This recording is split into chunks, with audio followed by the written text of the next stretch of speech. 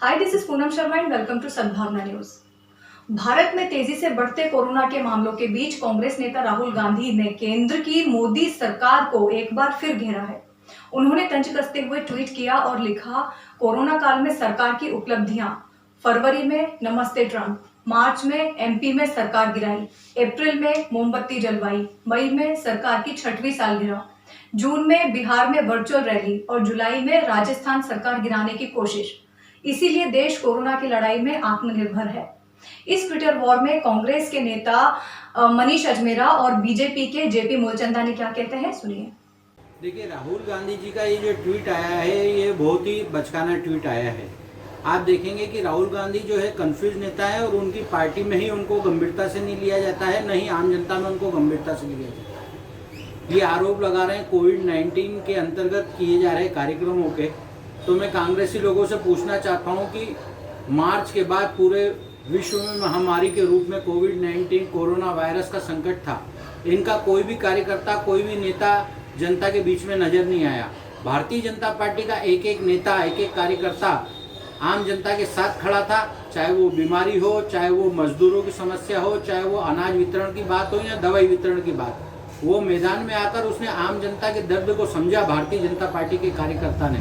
और उसमें राहुल गांधी जी या पूरी कांग्रेस पार्टी को जो चिंता देश की करना थी, आम जनता की करना थी, वो तो उन्होंने की नहीं। केवल अपने एसी रूम में बैठकर आरोप लगाना और उसके बाद मीडिया में उसको प्रकाशित करवाना, मुझे लगता है कि आम जनता के साथ ये न्याय नहीं है। और कांग्रेस पार्टी की पूरी पॉलिसीज को आम जनता समझ गई है। जिस प्रकार प्रदेशों से उनका सफाया हो रहा है और उनके ही नेता उनको छोड़कर जा रहे हैं, आज कांग्रेस पार्टी में नेताओं का सम्मान नहीं रह गया है। आप देखेंगे कि उसके परिणाम पूरे देश में हमको देखने को मिल रहे हैं। बेहतर ये होगा कि राहुल गांधी एवं कांग्रेस की पूरी टीम जनता के साथ, आम जनता के दर्द को समझे, बजाय कि इस टाइप के ट्वीट करके केवल और केवल मीडिया में बने रहने से कुछ नहीं होगा। अगर आपको आम जनता की सेवा करना है तो उसके लिए आपको मैदान में आना पड़ेगा। और मैं जितने भी राहुल गांधी ने ट्वीट के जरिए आरोप लगाए उनको मैं निराधार मानता हूं। कांग्रेस नेता श्री राहुल गांधी देश के एकमात्र ऐसे नेता, एकमात्र ऐसे व्यक्तित्व हैं जो निरंतर देश हित में, जनहित में मोदी सरकार की गलत नीतियों और मोदी सरकार के गलत फैसलों को लेकर आवाज़ उठाते नजर आ रहे हैं, संघर्ष करते नजर आ रहे हैं।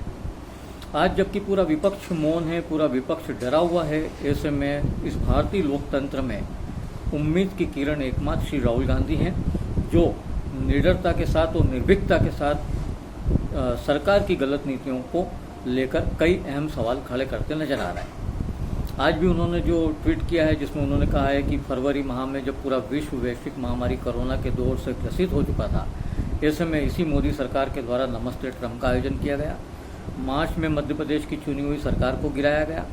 अप्रैल माह में देश की जनता की भावनाओं के साथ खेलते हुए मोमबत्ती जलाने जैसे आयोजन किए गए। मई में खुद की सरकार की 6वीं सालगिरह मनाई गई और जून माह में बिहार में वर्चुअल रैली जैसे आयोजन किए गए। और अब जुलाई माह में हम देख रहे हैं कि एक बार फिर राजस्थान की जनता की चुनी हुई सरकार को, बहुमत की सरकार को गिराने का खेल खेला जा रहा है।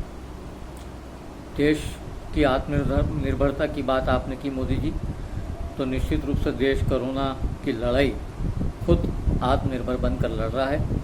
आपकी सरकार से इस देश की जनता को अब कोई उम्मीद नहीं बची है। श्री राहुल गांधी जी ने आज देश के सामने एक बार फिर सच्चाई रखी है। धन्यवाद। जय हिंद। मनीष अजमेरा, प्रदेश प्रवक्ता, मध्य प्रदेश कांग्रेस कमेटी।